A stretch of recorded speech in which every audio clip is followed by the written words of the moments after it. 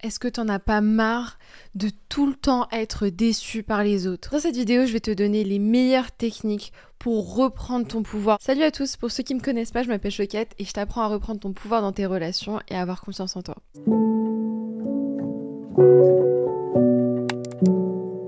Ok, du coup, on y va direct. Qu'est-ce qui fait qu'aujourd'hui, t'es dans un état où tu abandonnes constamment ton pouvoir?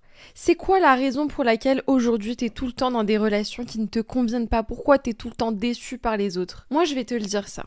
C'est qu'au fond, tu as une croyance profonde que tu n'es pas assez et que tu ne mérites pas d'être aimé. Et finalement, ça fait que t'as peur de prendre de la place, t'as peur de formuler tes besoins, t'as peur d'être toi et d'infliger ça aux autres. Mais le souci avec ça, c'est que finalement, tu te fais tellement petite et tu t'oublies complètement.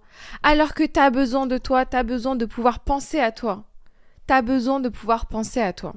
Alors, je pense que certains d'entre vous ont peut-être déjà entendu parler de ce concept, mais sache que t'es pas une seule personne. T'es toi et ton enfant intérieur et toutes les versions de toi que t'as toujours été dans ta vie.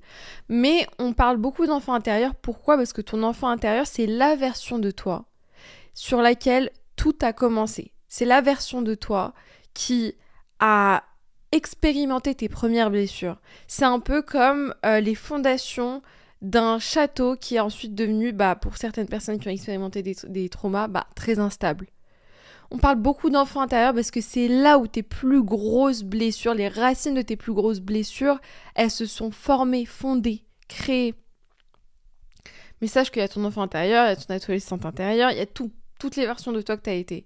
Mais ton enfant intérieur, en général, c'est cette version de toi qui est toujours en besoin et qui réagit à ta place dans des situations où t'es trigger, où t'es déclenché. En fait, ce qui se passe quand t'as grandi dans un foyer où c'était instable et t'avais pas l'amour, l'attention dont t'avais besoin et où, finalement, t'as subi plein de choses mais t'avais pas les outils nécessaires pour les comprendre, pour véhiculer tes émotions. Tu bâtis cette croyance quand tes parents, ils te délaissent, te négligent que t'es pas assez, tu mérites pas d'être aimé et qu'en fait, t'es un poids pour les autres. Donc t'apprends à te faire petite, t'apprends à t'excuser de ta présence, de tes besoins, de tes envies, de tes désirs, de tes standards. Et finalement, tu te calques sur les autres, sur les relations que les autres veulent t'infliger, sur les comportements que les autres veulent avoir. Tout le monde pense à soi-même en fait quand il pense. Tout le monde pense à soi-même, tout le monde pense à ses besoins, tout le monde pense à ce qui leur convient à eux. Et quand t'es dans du people pleasing, quand t'es quelqu'un qui a tendance à beaucoup donner sans jamais trop recevoir, et finalement, ce qui se passe, c'est que tout le monde pense à soi, toi tu penses aux autres, les autres pensent à eux, et du coup à la fin de la journée, personne ne pense à toi. Pourquoi ? Parce que tu as peur d'être perçu comme le méchant ou la méchante. Tu as peur d'être perçu comme égoïste. Tu as peur d'être perçu comme imparfait, imparfaite. Mais le problème avec ça, c'est que quand tu vis dans cette peur, t'abandonnes tout ton pouvoir. Quand tu vis constamment dans la peur de « mais qu'est-ce qu'ils vont penser de moi ? Et s'ils pensent que je suis imparfait, imparfaite, comment ça va se passer ? Je vais m'écrouler. » En fait, ce que tu fais, c'est que cette peur-là, elle te contrôle totalement, entièrement. Cette peur-là, elle dicte ce que tu fais, ce que tu dis, ce que tu portes, ce que tu penses, ce que tu ressens, elle dicte tout. Tu abandonnes tout ton toi auprès des autres. Et ce qu'il te reste à la fin de la journée, c'est plus rien. Et tout ton pouvoir, toute ton énergie, toute ta présence, tout ton être, il est complètement effacé, épuisé, drainé. Alors comment est-ce que tu sors de ce truc de... Comment est-ce que tu sors de cet automatisme à toujours t'oublier pour les autres ? Comment est-ce que tu sors de ce sentiment de tout le temps devoir t'excuser d'être toi-même ?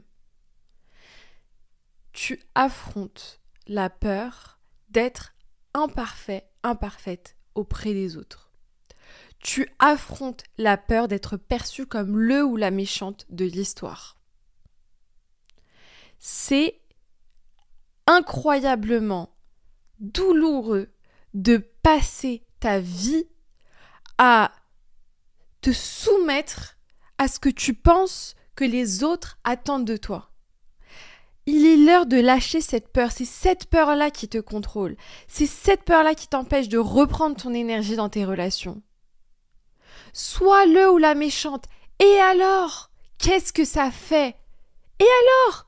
Si les autres pensent que t'es le ou la méchante et que t'es imparfaite et que t'es égoïste et que t'es terrible, c'est pas grave. Pourquoi?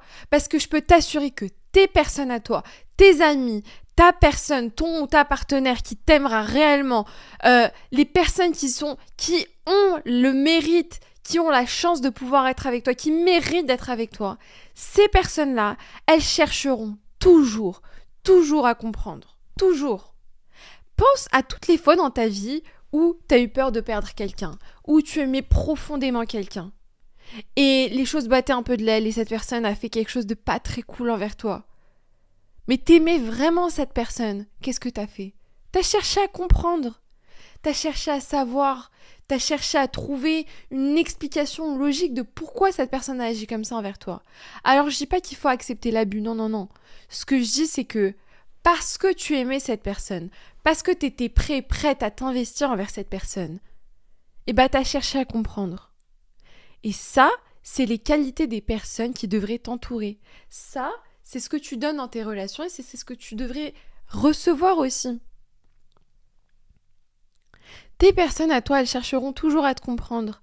Elles chercheront toujours à savoir. Parce que la vérité, c'est que souvent, et c'est ça qui se passe, et c'est pour ça que tout est un peu inversé dans nos relations en général, c'est que on va chercher à comprendre pourquoi les personnes qui ont des mauvaises intentions, parce que ça existe, je dis pas qu'il y a des méchants et des gentils, non.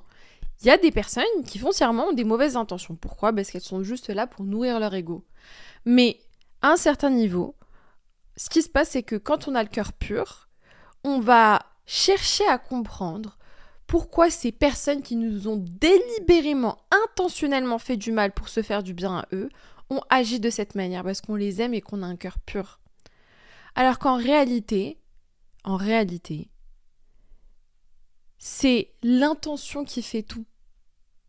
Et quand tu as un cœur pur, quand tu as des belles intentions, tes gens devraient chercher à comprendre. Alors, il n'y a pas de vrai, j'aime pas ça. Il n'y a pas de il doit, elles doivent. Mais ce que j'essaie de dire, c'est que les personnes qui te méritent vraiment, c'est des personnes qui vont toujours chercher à savoir. Parce que tu as des intentions positives, des intentions honnêtes, des intentions propres. Et finalement, c'est quand tu es ce genre de personne, tu cherches à comprendre ceux qui te font du mal et qui n'ont pas ces intentions-là, alors que ça devrait être le contraire. Et comme tu as peur d'être perçue comme le ou la méchante, tu abandonnes ton pouvoir auprès de personnes qui ne savent pas te valoriser. Alors, concrètement, comment est-ce que tu arrêtes d'avoir peur? Parce que je comprends que foncièrement, l'idée c'est ok, si j'arrête d'avoir peur, ouais, mais comment? Parce que j'ai passé toute ma vie automatiquement à avoir peur qu'on me voit comme le ou la méchante, qu'on me voit comme imparfaite. Comment est-ce que tu fais ça? Tu fais des erreurs. Tu fais des erreurs, tu t'exposes à tes erreurs.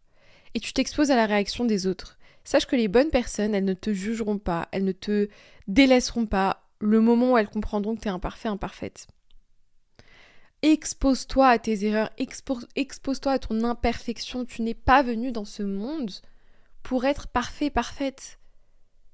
Passer ta vie à essayer d'éviter ce que les gens peuvent penser de toi pour survivre et pour pouvoir avoir un sentiment de toi, c'est épuisant, c'est fatigant, c'est drainant. Tu vis plus ta vie pour toi, vis ta vie pour toi. Et ce que les gens pensent, c'est pas grave, ça leur appartient. Tout est une projection, tout est miroir. Si moi demain je vais dans la rue, et ça m'est arrivé, si demain je vais dans la rue et que je vois une meuf qui est un peu mal habillée, selon ma perception, selon mes standards, selon ma vision, et je la vois et je sais pas, elle a un collant rouge, une jupe rose et un t-shirt vert. Voilà, c'est le carnaval de Rio. Je vais commencer à la juger dans ma tête. Mais pourquoi ? Parce que pour moi, l'esthétique, c'est important. Et je base beaucoup de ma valeur sur le fait de prendre soin de moi, de bien m'habiller, de bien me maquiller, etc. C'est qu'une projection de mes insécurités profondes. C'est pas la réalité. Cette personne, elle est bien habillée selon elle. Elle aime bien son outfit. Elle aime bien comment elle est habillée. C'est sa réalité à elle. Le reste, ça n'a aucune importance. Ce que moi, je pense, ça n'a aucune importance. Ça n'a aucune importance. Je ne vis pas sa vie. Je ne suis pas elle. Et c'est pas à moi de savoir ou pas si elle est bien habillée. C'est à elle de savoir si elle est bien ou pas habillée. Donc, pour revenir à ce que je disais, parce que je me suis un peu égarée, c'est ta réalité. Ce que les autres pensent n'est qu'une projection de leurs insécurités profondes. C'est qu'une projection de ce qu'ils pensent profondément d'eux. Si ils te disent « Oh, t'es trop égoïste, tu penses qu'à ta gueule », c'est parce qu'eux-mêmes, ils ont peur de penser à eux-mêmes. C'est parce que eux, en fait, c'est un peu cette idée d'avoir de la rancœur envers quelqu'un parce qu'il fait des choses que toi, t'aimerais faire. Parce que ça te fait... En fait, ça te rappelle des choses que tu ne fais pas pour toi ou que tu n'es pas. C'est comme si moi, demain... Ok, c'est comme toutes les fois où tu vas dans la rue, tu vois, je sais pas, si t'as un mec et que tu vois un mec avec une belle bagnole et une belle meuf et tu te dis ah ouais, mais il est moche, elle est là que pour son argent, et tu commences à juger. Bon, que t'aies raison ou pas hein, dans ce que tu dis.